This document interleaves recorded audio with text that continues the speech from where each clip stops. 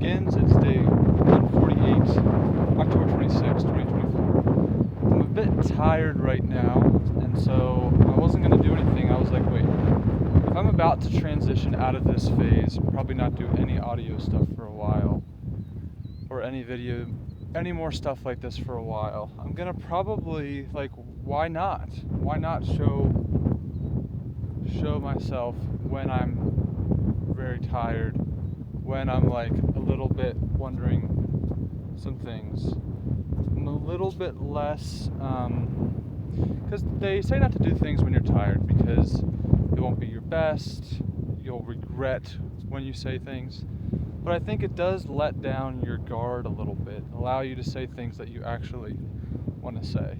Okay, so here's the deal. There are some big things in life and there are some smaller things in life. So many people out there are concentrating on the little things. And when I say little, I mean little things. They're worried about this or that, and it's like, hold on. What's really important is whether we're going to make it through the next century. Like, whether we're actually going to be able to create a better world. Like, anyway. So, I think what I actually wanted to talk about was how bad things could get, combined with how good things could get. I talked about this yesterday, but I think I'm probably in a little bit more honest state, so I can be a little bit more honest with everyone. Essentially, the idea is that, like, literally, things could get very, very bad. We could be looking at complete control. Well, so even current situations. So, like, say that Christianity is correct. The really, really bad situation is going to be billions of people suffering in eternal punishment forever. Now, a lot of times we say forever and we think, oh, long time. Doesn't really register because it's really hard to register things that are infinite.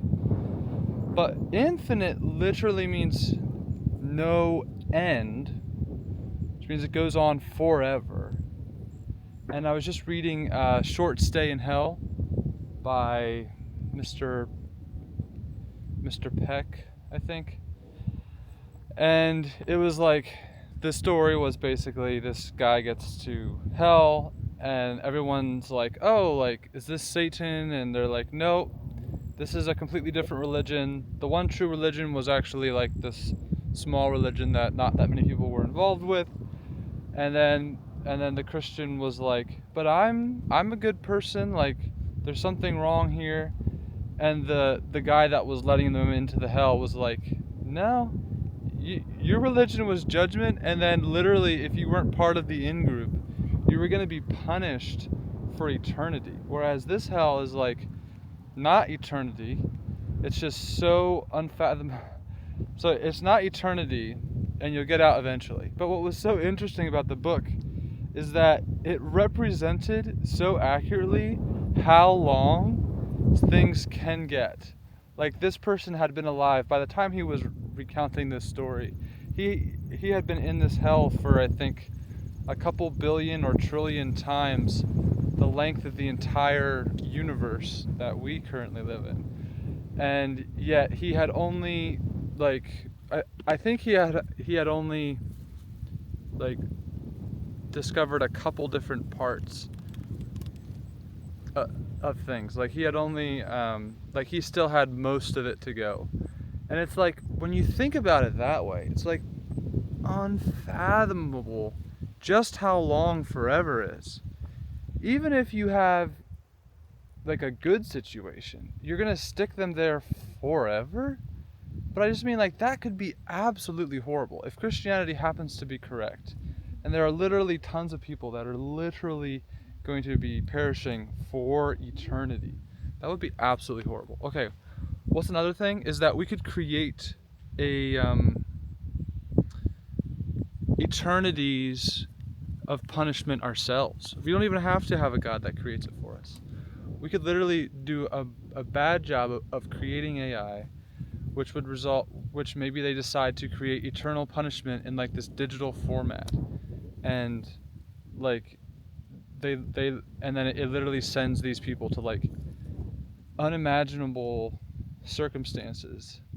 Like, I know it's just one of those things where I'm not out here saying, oh, like, look how we have to, like, sound the alarm, like, this is really bad. I'm just saying, because I'm more tired, I'm going to be more honest and be like, past all the pleasantries of saying things politically correct and doing this or that, like, things could be so much worse. Like, your life could be so much worse. My life could be so much worse. And yet, most of society are people that care about these, like, these, like, tiny things that really do not matter at all. They're like these little things, and they're trying to keep the status quo. And when you do something that's slightly outside of the status quo, they're like, oh, like, what are you doing? Like, don't you want this or that? And it's just like one of those deals where you're saying, look at that, beautiful leaves. One of those deals where you're saying,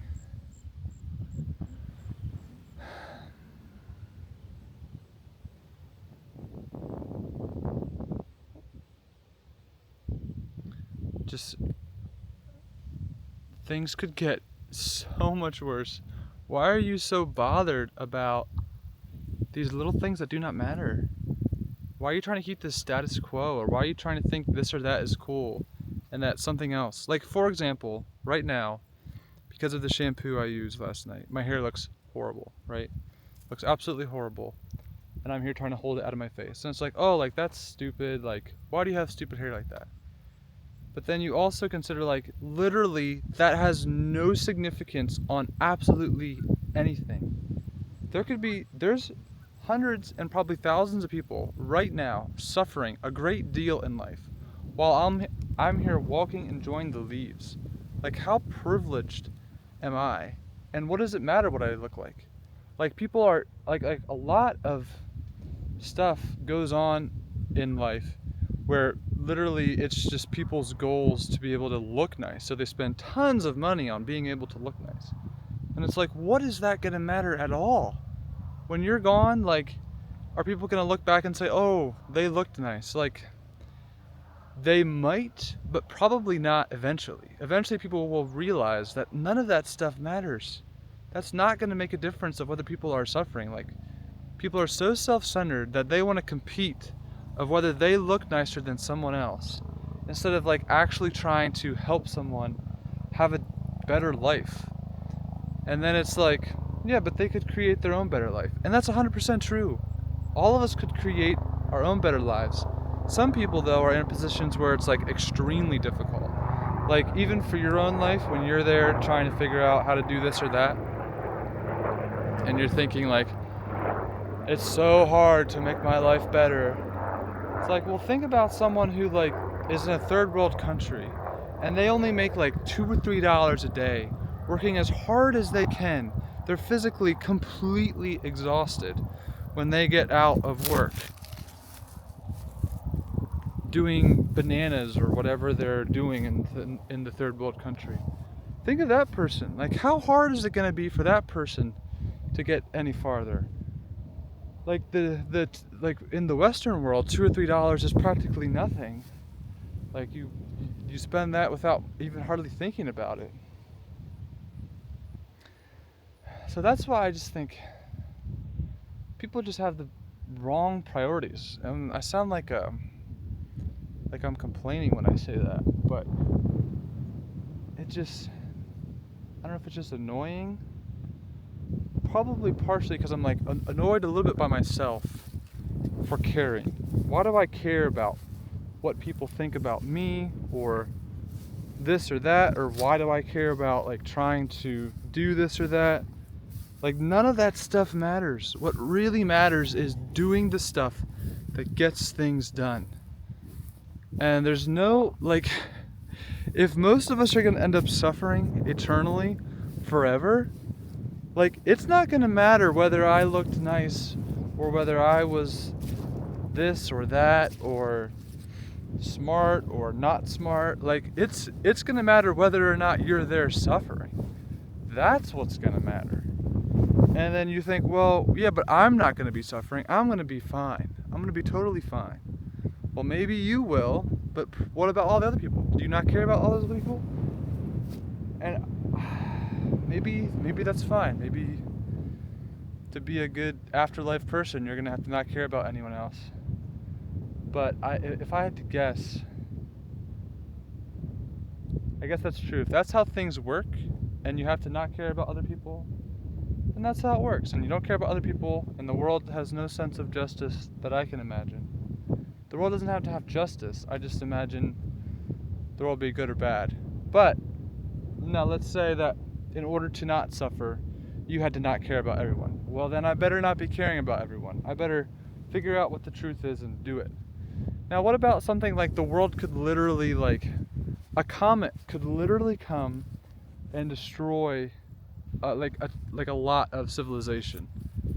A solar flare could literally come. It lost me. A solar flare could literally come and like destroy a lot of the electronics that we use to do this and that, and we would be like so messed up. But you just get into all these politics. I think that's partially what, like, people thinking about politics as if it's going to do anything, and they argue about this or that politics, and they're like, oh, but we got to keep the status quo. It's like, what? Why? What in the world? Your status quo, even if I look at it objectively right now, probably does not matter at all. If I look at it like the status quo, in fact, will probably be completely different in 100 years, then by default, yeah, probably shouldn't be worrying about that. Anyway, so on the converse side, good things. What good things could happen? Life could get so much better. That's 100% true, in my mind. That the life that we assume will always be, it'll always be like suboptimal. You always have to do things that you don't want to do. You always have to not enjoy this or that. You always have to feel pain. You'll always have to die. Like, all of these you always have to. That is the same thing, status quo. Why are you believing that? Like, what is the point of believing that? Sort of a quote I heard Elon Musk say was that he'd rather be optimistic and wrong than pessimistic and right. What is the point of being pessimistic? That's what I came to with the whole choice methodology.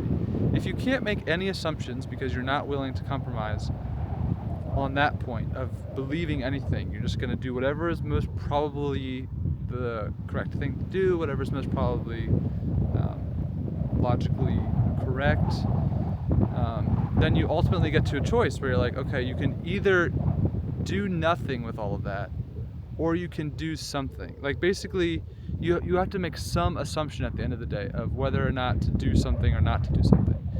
Because you could say, if you're not going to assume anything, then you're not going to assume that your efforts are going to be valuable in any stretch of the imagination. That would technically be correct. You would not want to assume that, unless, but like, it's like either you assume that your efforts are going to do nothing, or you assume that your efforts are going to do something. Now, I personally would say I am assuming that it's better to just make the choice to do the right thing, because of the same thing, where it would be better to have been trying and be wrong than to have not been trying, because you for sure weren't going to get there. There's no way we're going to get to a better world if no one's trying, because everyone just thinks the world is always going to be a certain way. Like, that's what I'm saying, is what is the point of that? What is the point of saying, oh yeah, the world's always going to be this way, like status quo, this or that, like even when AI comes, like, it's going to be horrible, or like even when we colonize the universe, there's going to be all these problems. Like, obviously there's going to be a billion problems. No one argues with that. Like, that's like, obviously. The question is, are you going to continually push past all of those things and continue to solve all those things until you've reached a point where, like, there's so few things that you're working through that it's almost as if you're in a sort of state of like the best world possible.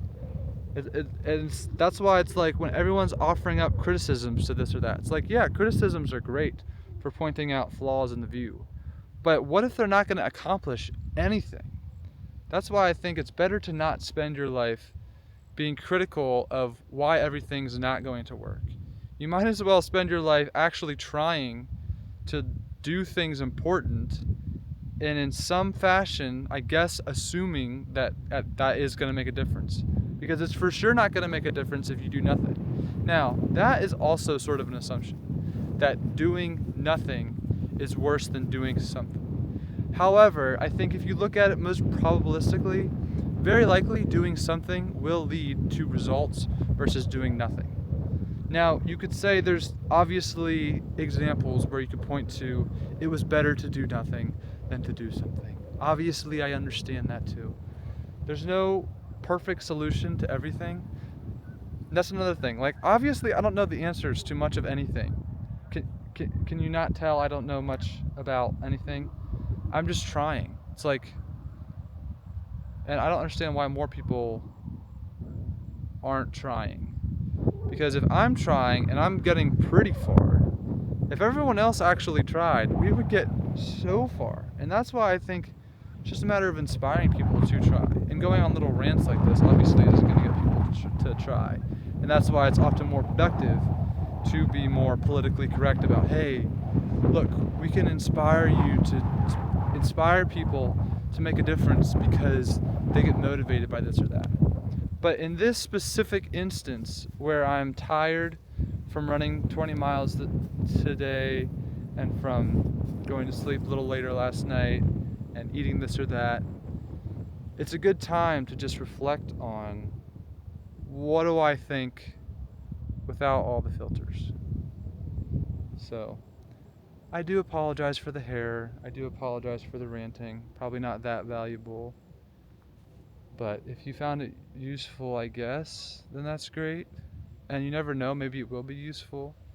It's probably one of those things where it's better to assume that